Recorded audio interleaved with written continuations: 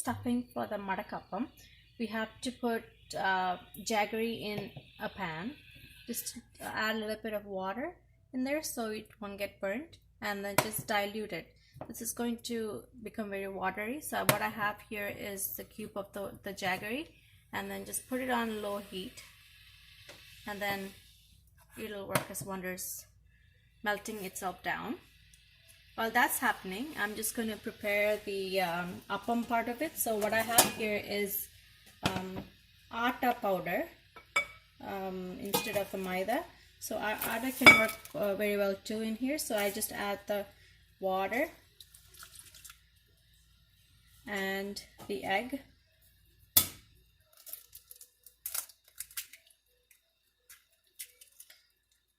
and a little bit of the salt.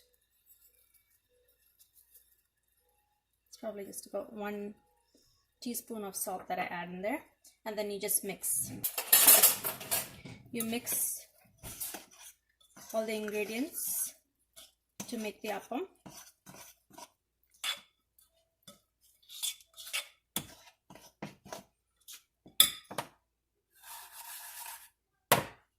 Just gonna add some more water.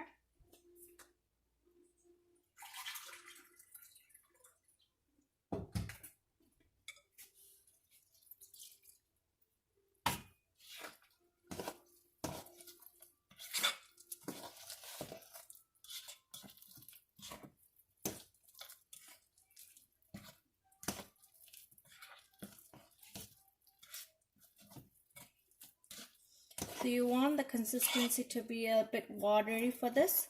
I'm going to add 1 more cup of water.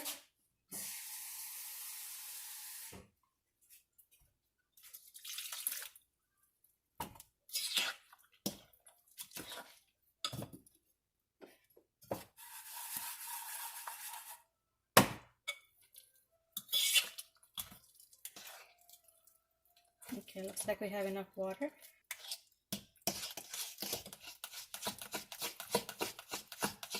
So I've mixed the batter, and this is the consistency of the batter.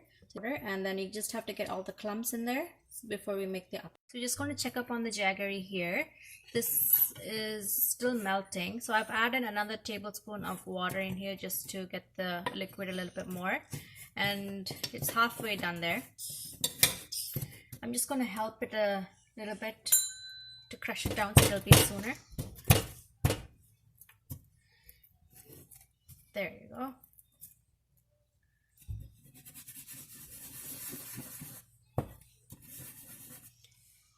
Okay, so once that melts down, we'll make the stuffing for it, so with the coconut. Okay, so we've got the jaggery all ready here. So jaggery is basically made from sugar cane. So this is one of the best ways of having sugar.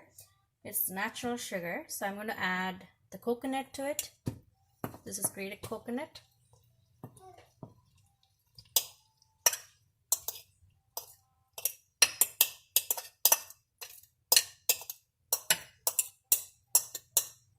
Okay, and then mix well. We'll turn off the heat now and then just mix. I'm going to add the cardamom in there too. And then mix well until it's well incorporated. So what we have here is the coconut jaggery mix. I've just added a small teaspoon of cardamom here for a good taste. This is the consistency that I have here, so it's well incorporated. There is no liquid flowing from it, and then it should look moist but not too dry. So I've got that ready to go. Okay, so what we have here is everything ready to make the Madakappam. I've got the batter here, and I've got the inside mix for the Madakappam. I've also got a pan that it's ready and warm to go. It's really hot right now. And the next step is just to put a little bit of oil on the pan so the batter doesn't stick to the pan. What I have here is a paper towel dipped in oil, and that's good. It should be good enough. We don't need a lot of oil for it. And then add the batter to it.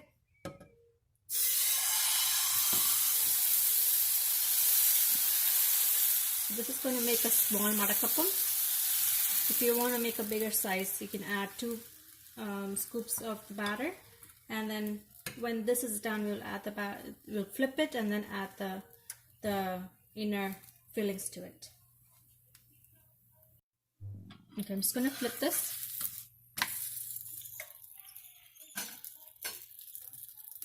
And then add about a spoonful of the mix.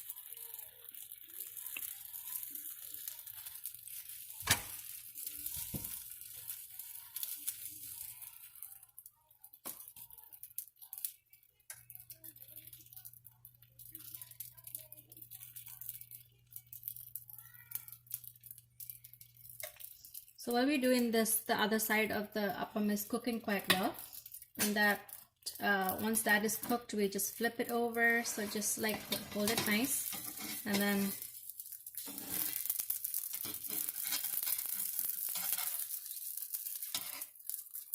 flip it so, and then press it down tight so everything will be nicely set inside.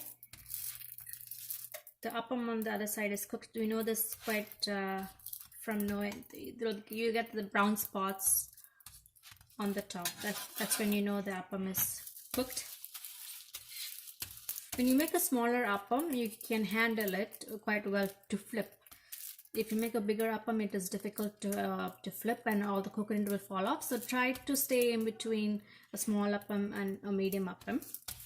So this is done.